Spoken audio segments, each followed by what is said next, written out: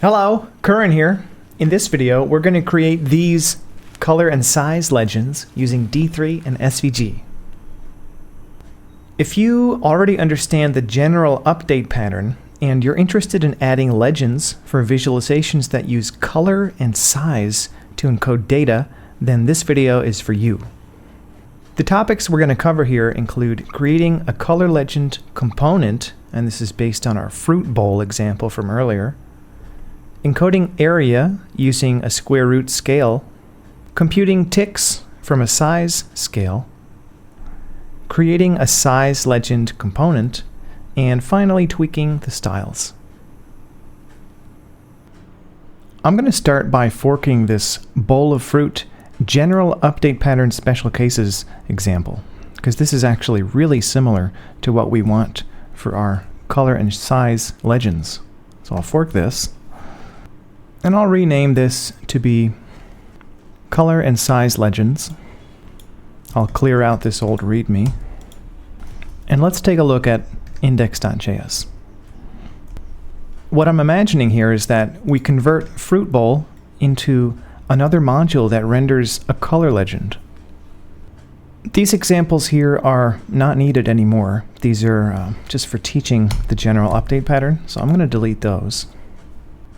And I'm going to rename the fruit bowl module to color legend. So we import color legend from /color legend, and I'm going to double click fruitbowl.js and rename it to color legend.js, and then change the export from fruit bowl to color legend. And check this out, we already have a color scale defined, but this is more like the input to the color legend than something that is, hard-coded in the color legend. So I'm going to cut this part out and move it to index.js. And we can say, okay, I'm going to paste that right here. Color scale is this ordinal scale. So let's say we're visualizing with color and we need to create this color scale anyway. And this is going to be one of the inputs to our color legend. So instead of invoking fruit bowl, we can invoke color legend, and we can pass in our color scale like this. And fruits we don't need anymore. We're not using any fruits. There's no fruits here. And also we don't need a range from D3. Now we have code that doesn't do anything, but let's stop for a second and think, what do we want to happen here? It should look similar to what we had before, where there should be an apple circle, that's the color for the apple, and then the text apple should appear below it, and then the lemon colored circle, and then the text lemon below that. All of that data is here in the color scale, so we just need to extract it, and then it should work. Let's go back to colorlegend.js and see what changes we need to make here.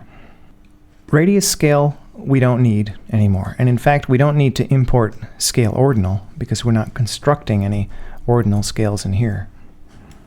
And instead of unpacking fruits from the props, let's unpack color scale, which we passed in. This is an ordinal scale. And we don't need this background bowl anymore. That was just for teaching the special case of one thing with the general update pattern. And instead of saying .data fruits, what we really want to use here is the domain of the color scale. So we can say color scale .domain. And we need to invoke domain as a function so that it returns that array of values, the domain. And now that we're creating these circles, radius scale doesn't exist anymore. So I'm just gonna, type some constant for now. Let's say 20. And I think we're pretty close. I'm going to open the dev tools and see what kind of errors we've got. Ah yes, scale ordinal is not defined. Over in index.js, we need to import scale ordinal from D3. Now what's not working? There's no errors, but we're not seeing anything either. Let's investigate. So in colorlegend.js, we're using colorscale.domain. So I'm just going to console.log this to make sure that we're getting something here. Console.log colorscale.domain. and nothing is getting printed. That means we're not making it into this function? Oh yeah, over in index.js, I don't think we're invoking render at all. So let's invoke render. There we go. This formulation is a little more complex than it needs to be. I mean, why don't we just invoke color legend directly? So what I'm going to do is just get rid of this whole render function construct, because it's just a simple example where we're just going to render a color legend. So we can just call it like this. All right, we've got two circles here, but they're not quite right. So let's take a look at colorlegend.js and see what's going wrong. We don't need this console.log anymore because we know it's outputting the right thing. The main thing that changed is that we're passing the domain of the color scale as data here to the groups. That means that d.type is no longer a thing, like it doesn't exist, but d is the value from the domain. So we can just pass in d to the color scale. Now we get these two different colors. And this construction here, a function that takes as input d and returns color scale of d, that's equivalent to just saying color scale. Now we need to fix the text. See, we're passing in d.type as the text, but we really should just use d, the value from the domain. So now we've got this text back in action, apple and lemon. All right, so far so good, but there's a couple things I don't quite like here, like all these constants in here. Our goal is to make a reusable color legend component that we can use for multiple visualizations in the future. So let's make these constants configurable. For example, the size of the circle, like what if you want bigger circles, you know? So instead of saying 20 here, I can say circle radius, and circle radius we can unpack from the props along with these other things. And if we do it like that, we need to pass in circle radius in index.js. So I'll pass in circle radius is, let's say 30, make it a little bigger. So that's how we can add circle radius as a prop. I'm just going to go through again what's happening here. We're passing in an object that has these properties, one of which is circle radius, and then inside color legend, we're unpacking this props object into these local variables here. And that's why circle radius is in scope in this function, and we can use it here. This is the props pattern. It's very similar to how props work in React. But anyway, let's keep going. Let's get rid of all these constants in here. I don't like these constants at all. For example, I times 180 plus 100. I mean, I think maybe the best way to do this is to have it be similar to axes, where this color legend gets invoked on a group element, and then the code that's invoking this color legend can control the transform of that group element. So let's do that refactoring. In index.js, let's make a new group element. We can say svg.append a new group element. And on this group element is where we can say .call color legend. And by the way, let me just say first that there's an equivalent formulation of this logic here using call. This is equivalent to saying svg.call color legend, and then the second argument being the argument that gets passed into color legend. And I think there's only one circle there because this G is getting picked up in the selection. Yeah. So anyway, what we can do is say svg.append g.call color legend like this. Now we're in a position to set the transform on the group element. We can say .attr transform and translate this by, let's just start with 0, 0. It's not going to translate by anything. Now we can move some of those constants out of our color legend. For example, height divided by 2 here. If we don't use height divided by 2, let's just put 0 there. then we don't even need height as a prop. And then out in our index.js, we can just translate this down by height divided by 2. Oh, I need to make this template literal with the backticks. Oh, but height we don't have defined, so I'm going to move that out of here and instead make a variable. We can say const height equals, and we extract it from the SVG. Let's continue on our mission to get rid of all constants from color legend. This plus 100 is effectively a translate, a constant translation in the x direction. So I'm going to get rid of that there. And then out in index.js, we can translate by 100 or here instead. Doing it like this gives the parent component full control over where this legend appears.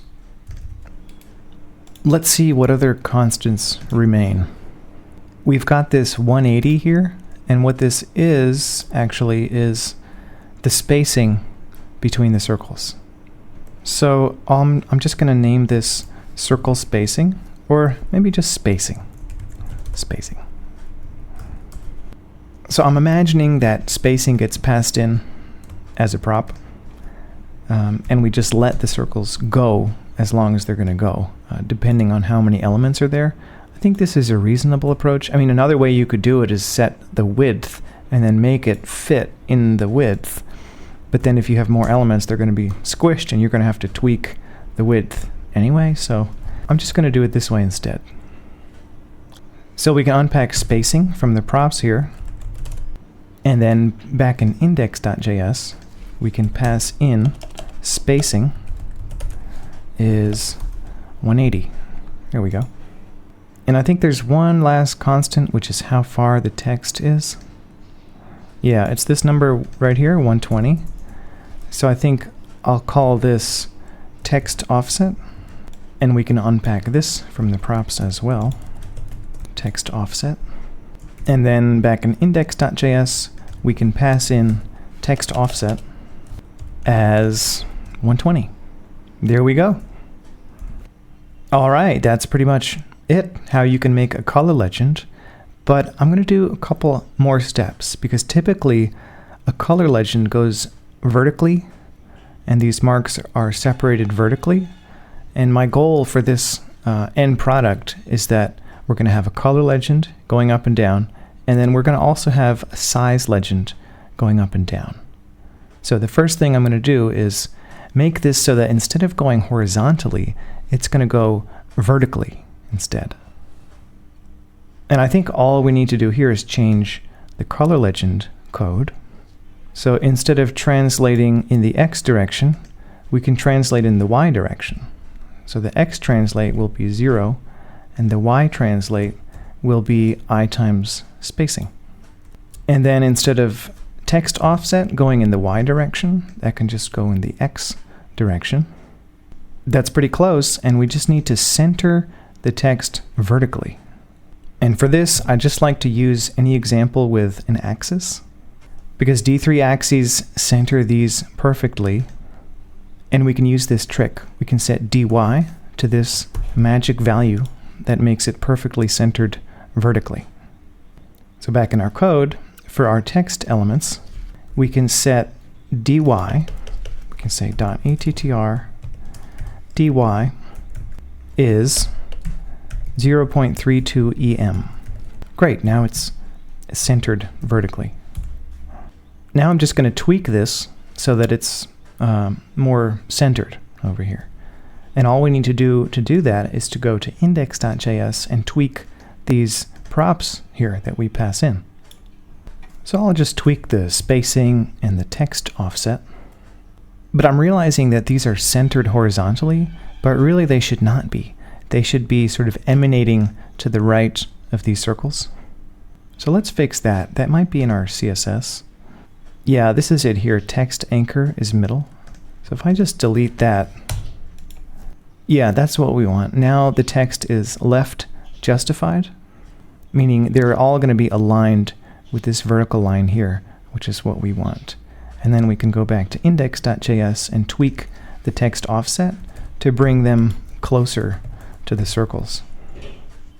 And just for fun, let's add a few more fruits. I mean, we've got apples, lemons. How about limes? Limes are just like lemons, but they're green. And let's add oranges. So we've got orange as our domain value. And this is a unique case because orange can also be the range value. Orange is a valid named color in CSS. Now I'm just going to tweak the translate to put this in the middle. Height over 2 doesn't really make sense anymore because we're going to tweak this. So I'll set it to like 300, and then we don't need height anymore, actually, since we're not using it. And I'll just tweak these values a bit more. Maybe 100, I don't know, 150. There we go. This is our completed color legend component. All right, now that we've got our color legend, let's move on to make a size legend right next to it. The first thing we'll need for that is a size scale. So I'll say const size scale. And this scale would be used to define the radius of the circles. And when you define the radius of circles, it's best to be really careful to make it so that the area of the circle corresponds to the values from the data. The area of a circle is proportional to the square of its radius. That means that the radius is proportional to the square root of its area. So that means if we want a function that will give us the radius of the circles, we need to take the square root of the data value in order for the area to be actually proportional to the data values. Coming back to our code, this means that the size scale needs to be scale square root, SQRT, not scale linear. If you use scale linear, it's not going to be right. You know, the area of the circles is not going to correspond to the data values. So in order to use scale square root, we need to import that from D3 as well. And also, in order for the area to correspond to the data values, both the domain and the range need to start at 0. So let's set the domain to go from 0 to, say, I don't know, let's just imagine something like 10 to be the maximum data value. And then let's set the range to go between 0 and, let's say, I don't know, 50 as the maximum radius value. All right, we've defined our size scale. Now we need to make our size legend. And what I'm going to do is copy paste this logic because it's going to be very similar for our size legend. But instead of invoking color legend, we should invoke size legend, a new module that we're going to create. And this we should import size legend from sizelegend.js. And before we implement it, let's think about the props that it should accept. Instead of color scale, it should take as input the size scale. And circle radius we don't need because that's actually encoded in the size scale.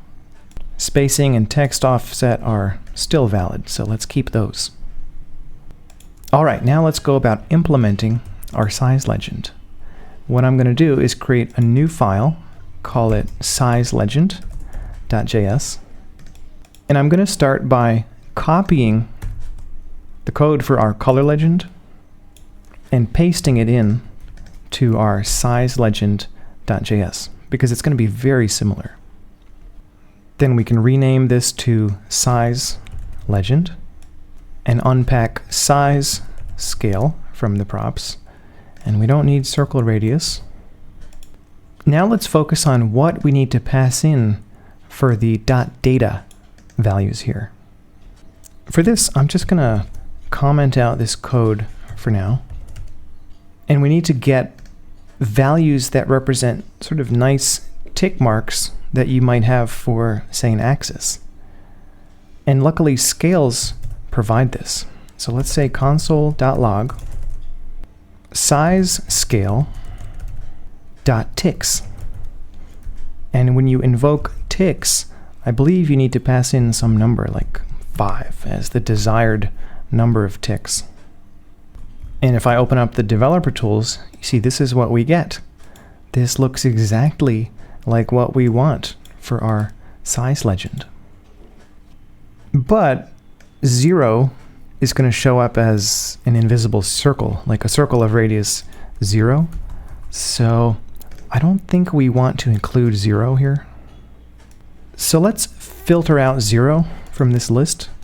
We can say dot filter, and we can filter by a function that takes as input a number, say d, and it returns d is not equal to 0. That should be a lowercase d. Now if we take a look at what gets printed out, see it doesn't include 0, just 2, 4, 6, 8, 10. All right, now we know how to get at the thing that we should pass in here as data. So instead of logging this out, I think I'll make it a new variable. I'll say const ticks equals this value here. And then I'll uncomment this whole big block of code. And then instead of passing colorscale.domain as the data, we can pass ticks. And now that fits nicely on one line. All right, so I feel like we're pretty close, but there's still something not quite right here. And I think that's this here. We're setting R to be circle radius, but we don't have circle radius available. And keep in mind, we passed in these tick values, these numbers, as the data here. So if we have a function here that takes as input d, that's going to be the domain value. And to compute the radius of the circle that we want, we can just use size scale of d. All right, we got it working. Something is showing up here. But while we're on this topic right here, this function that takes as input d and just returns size scale of d, this can be simplified to just size scale like that. And fill is accessing color scale, which is not defined. So we may as well just say black right there. All right, now we're seeing these numbers. Great. Now let's go back and make it so they're not overlapping. If we go back to index.js, we can just change this translate right here. So I'll just tweak that translate until it's in the right spot. All right, we're pretty close, but I think there's still some constants in there. Let's take a look at size legend.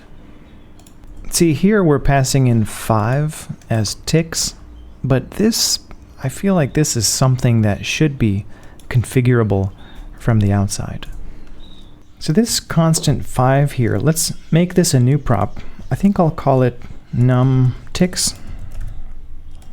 I'll put that filter on a separate line.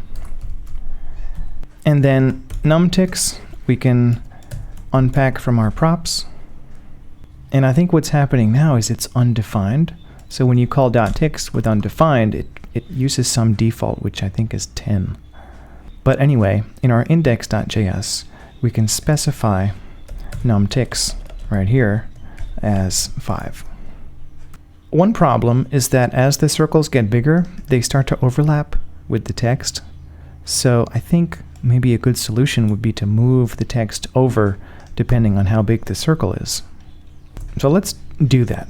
In our size legend.js, we can use the size scale to figure out the circle radius, and we can use that to add it to the text offset in the x direction of our text. So we can change this to be a function that takes as input d and returns size scale of d plus the text offset. Although that's not quite right. Well, is it? Maybe it is right, because the size scale of d gives us the radius, which is the distance between the center of the circle and the outside. So now text offset is really the offset from the edge of the circle rather than from the center of the circles. So we need to go back and tweak text offset, which we can totally do easily we just tweak text offset right here to be, I don't know, 10. And folks might not want their circles to be black. So let's make that configurable as well. Instead of just setting the fill to be black, let's make a new variable here, circle fill. We can unpack circle fill from the props, and back in our index.js, we can specify circle fill to be black. But actually, let's make it something else, like RGBA to make it transparent, 0, 0, 0, which is black. But let's make it a slightly transparent black. We can pass like 0.5 as that last argument. And now we can see where the circles overlap. And you could tweak the spacing so that they don't overlap like this. But I think it's a kind of a cool effect, that overlapping. And I don't know why, but somehow I feel like the big circles should be on the top. So I think I'll just change that. In the size legend, we can just reverse this array here by calling .reverse. Yeah, now the big numbers are on top.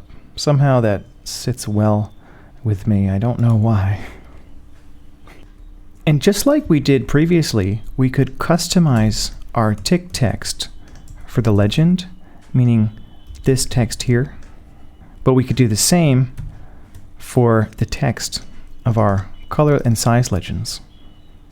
So I'm going to paste that logic from our CSS, and instead of just setting all text, because there may well be other text on the page in the future, I'm going to select .tick text and set the font size and fill, and I'm also going to set the font family there as well. And it's not working right now because these group elements don't have the tick class. So let's give them the tick class, just like D3 axes. So here in our color legend, these groups on enter, we can say .enter.append, and then here we can give them a class of tick. We can say .attr class is tick. Now that CSS applies for our color legend text. And we can apply the same logic for our size legend. I'll just copy that, go to the size legend, and paste that same logic right there. And now we have nicely styled ticks for our size legend as well. And now that we have tick group elements, with the class of tick, we can go back to our CSS and clean it up a little bit. We don't have any rects, so I'm going to get rid of that. And instead of selecting all circles, we can select .tick circle now, because these circles are inside of these tick groups. And I feel like this line is a little too harsh, this outline.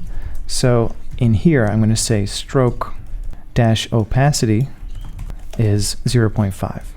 There we go. Now we have nice subtle outlines, like around this yellow circle here. All right, that's all for color and size legends with D3 and SVG. Thanks for watching. Take care.